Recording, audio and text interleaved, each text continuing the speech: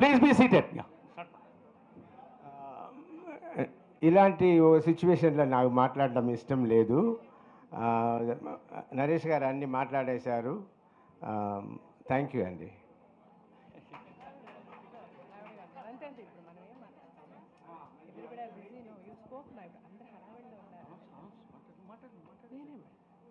ఇది లంచ్ ఉందండి, please every one of you have lunch. And ఇంకా మాట్లాడడానికి ఆల్రెడీ నరేష్ గారు అంత మాట్లాడారు. Will all work hard and will do the best. Thank you so much. ఇక్కడ ఇంకా కొంతమంది డొనేషన్స్ ఇచ్చారు. నేను చాలా మాట్లాడాలి, వినడానికి మీ ఓపిక ఉంటే మాట్లాడతాను. నంబర్ 1 పాయింట్, నరేష్ గారు నేను నేను అన్న మాట వాడిండకూడదు. మనసులో ఉండేది మాట్లాడతా. మేము అని మాట్లాడాలి. ఉండమ్మా Naresh, you are my friend, నేను చెప్తున్నా. అండ్ నేను దీనికి రావాలని అనుకోలేదు. నరేష్ గారు చాలాసార్లు వచ్చి ఆయన అడిగిన దానివల్ల నేను వచ్చాను.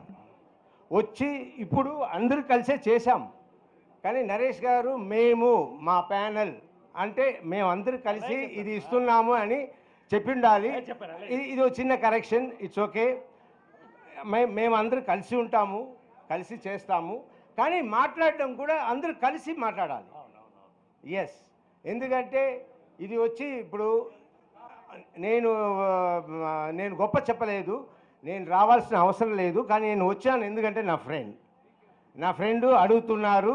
అండ్ ఎవరు ఏమి చెయ్యట్లేదు, ఏదో ఎవరు మొదలు పెట్టాలని నేను వచ్చాను. అది కూడా సరే వద్దామని జీవితాన్ని మాత్రం ఫస్ట్ కంటెస్ట్ చేపిద్దామని అనుకున్నా.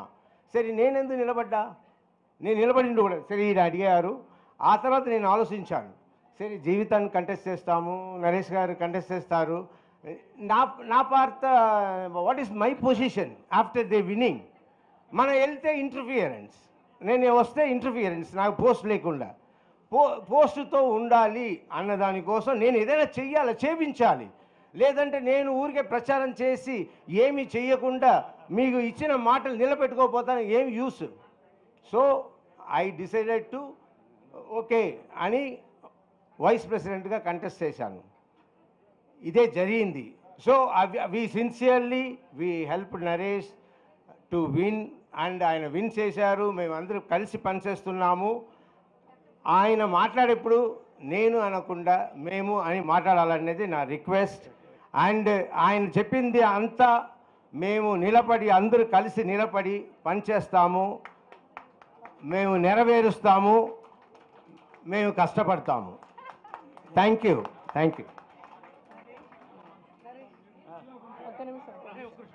అండ్ ఇంకో మాట కూడా మాట్లాడాలి.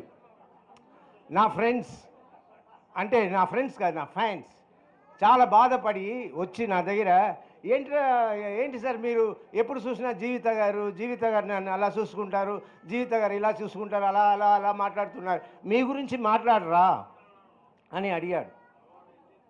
నా గురించి నేను మాట్లాడను. నా గురించి మాట్లాడే వాళ్ళు కూడా జీవిత గారు తెలియదు ఎలా మాట్లాడాలా ఏంటి. సరే అది వదిలేయండి. కానీ ఒకటి తెలుసుకోండి, నేను జీవితాన్ని ఒక డౌరీ లేకుండా పెళ్లి చేసుకున్నా. ఓకే, ఆ అమ్మాయిని ఫస్ట్ రైటర్ చేశాను, తర్వాత డైరెక్టర్ చేశాను, ఎడిటర్ చేశాను, ప్రొడ్యూసర్ చేశాను, అన్నీ చేశాను, అన్నీ because of my force. So Jeevitha is good, wonderful, great. But Jeevitha వెనక నేను ఉన్నానని మర్చిపోవద్దు. అండ్ ఇది ఎందుకంటే చెప్తున్నా, ఎవరో మాటల్లో నా ఫ్రెండ్స్ దగ్గర అడుగుతున్నాను, ప్రొడ్యూసర్ మన సినిమా ఇండస్ట్రీ వాళ్ళ దగ్గర, ఏంటి నేను కంటెస్ట్ జీవిత కంటెస్ట్ చేయమంటుంది, నరేష్ కంటెస్ట్ చేయమంటున్నాడు, నేను కంటెస్ట్ చేయనా అని అడిగితే వాళ్ళు ఏమన్నారు, నువ్వెందుకు అయ్యా, నువ్వు వద్దు, జీవితాన్ని కంటెస్ట్ చేయమన్నారు. ఏమనుకుంటున్నారు నన్ను, నాకు బాధ కలిగింది. అందుకే నిలబడ్డా. సరే నిలబడిన తర్వాత నిజంగా నా ఫస్ట్ ఎస్వి కృష్ణారెడ్డి గారు అన్నారు, తర్వాత నాకు వచ్చింది శ్రీకాంత్ అని. నిజంగా భయపడ్డాను. ఎందుకంటే శ్రీకాంత్ అందరితో తిరిగేవాడు, అందరూ ఫ్రెండ్స్, అందరూ క్రికెట్ ప్లేయర్స్, అందరితో కలిసిమెలిసి ఉంటాడు. ఆయన ఎదిరించి నిలబడ్డాం. సో ఇలా ఒక సిచ్యువేషన్, ఇలాంటి సిచ్యువేషన్లో నిజంగా ఒక సైడ్ షూటింగ్ ఆల్రెడీ ప్లాన్డ్, దాన్ని క్యాన్సిల్ చేయలేకపోయాం. నేను షూటింగ్ అటెండ్ చేయాలి, అక్కడ సి కళ్యాణ్ టెన్షన్ అయిపోతాడు, నా ఉన్న పేరు ఇంకా పోతుంది, అందరూ ఏంటంటే వాడు షూటింగ్ వదిలేసి ఎలక్షన్ నేను వెళ్ళిపోయాడు అంటారు. సో ఇన్ని కష్టాల్లో నేను నా పిల్లల్ని పిలిచి, బంగారులు నేను అందరికీ ఫోన్ చేయగలుగుతానో లేదో, నాకు షూటింగ్ ఉంది, దయచేసి మీరు కూడా ఒకసారి నా కోసం ఫోన్ చేయండి అన్నా. నా పిల్లలు చేశారు అండ్ నా వైఫ్ చేసుకుంది. జీవిత నేను అన్నాను, జీవిత నువ్వు నీకు కావాల్సిన వాళ్ళకి నువ్వు చెయ్యి. నాకు చౌదరి గారు, డైరెక్టర్ చౌదరి గారు, మోహన్ ఇద్దరు కూర్చొని చేసి ఓన్లీ చెప్తున్నాను, మీ అందరి లవ్ వల్ల నేను గెలిచాను. ఆ లవ్కి ఎప్పుడు రుణపడి ఉంటాను, కట్టుపడి ఉంటాను, ఆ లవ్ కోసమే పనిచేస్తాను. ఇది నా మనసులో ఉంది. మన బిగినింగే మనం దిద్దేసుకుందాం, మనసులో ఒకటి పెట్టుకుని నేను పని చేయలేను. అందుకే నరేష్ చెప్పాను, వీఆర్ ఆల్ వన్. బట్ మనం మాట్లాడడం ఎవరికి ఏమీ బాధ కలగకూడదు. అండ్ అపోనెంట్ వాళ్ళు ఆహా వచ్చేసింది గొడవ అని అనుకోవద్దు. గొడవ రాలేదు, ఇది మనసులో ఉన్న మాట క్లియర్ చేసుకుంటున్నాం. గొడవ రాదు. ఓకే, మేము అందరూ కలిసి పనిచేస్తాము, కలిసి ఈ 2 years ఉంటాము, అన్ని పనులు నెరవేరుస్తాం. ఎస్. అండ్ అందరికీ థ్యాంక్స్ అండి, మీ లవ్కి ఎప్పుడు రుణపడి ఉంటాను. అండ్ శ్రీకాంత్ గారు నన్ను క్షమించండి, నేను ఫస్ట్ తీసేసుకుందామని అనుకున్నాను.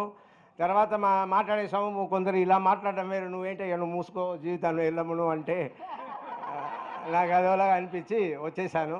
కానీ నన్ను గెలిపించారు, థ్యాంక్ యూ అండి. ఓడిపించుంటే నేను పిచ్చివాడిగా తిరుగుతుంటాను ఏమో. Okay, thank you. కానీ నాకు బాగా నచ్చింది, ఈ పని చేయడం నచ్చింది. కానీ ఒకటి చెప్పాలండి, నేను పొద్దున్న నుంచి అందరూ వచ్చారు, ఈవిడ అందరిని చూస్తే అందరూ నవ్వుతున్నారు, నేను నవ్వుతున్నాను. నేను మనసులో అనుకున్నాను, అబ్బో 200-300 మెజారిటీలో గెలుస్తాము అని అనుకున్నాను. నిజం, వాళ్ళ నవ్వులు చూసి అలా అనుకున్నాను. అన్నిటి ఓటింగ్ అయిపోయింది. మన కోటి రామకృష్ణ గారి ఇంటి ఫంక్షన్కి వెళ్తే అక్కడ మాదాల రవి ఉండుకుని, ఏంటో ఆలోచించావా, శ్రీకాంత్ మామూలు వాడా, ఓడిపోతే ఏమైపోతావని. అప్పుడే నాకు భయపడ్డాను. అయ్యో మరి ఇంతమంది నవ్వారే, అవును నవ్వితే అప్పుడే అనుకున్నా, అయ్యో వీళ్ళందరూ యాక్ట్ చేశారా, నాకు భయం, ఏమవుతుందో భయం. అలా మళ్ళీ వచ్చి చూస్తే టగ్ ఆఫ్ వార్ వెళ్ళి గెలిచేసాం, అందరూ గెలిచేసాం. గ్రేట్. అండ్ ఇదే సంతోషంలో మేము పనిచేస్తాము, పనిచేసి చూపిస్తాం. Thank you. బుజ్జి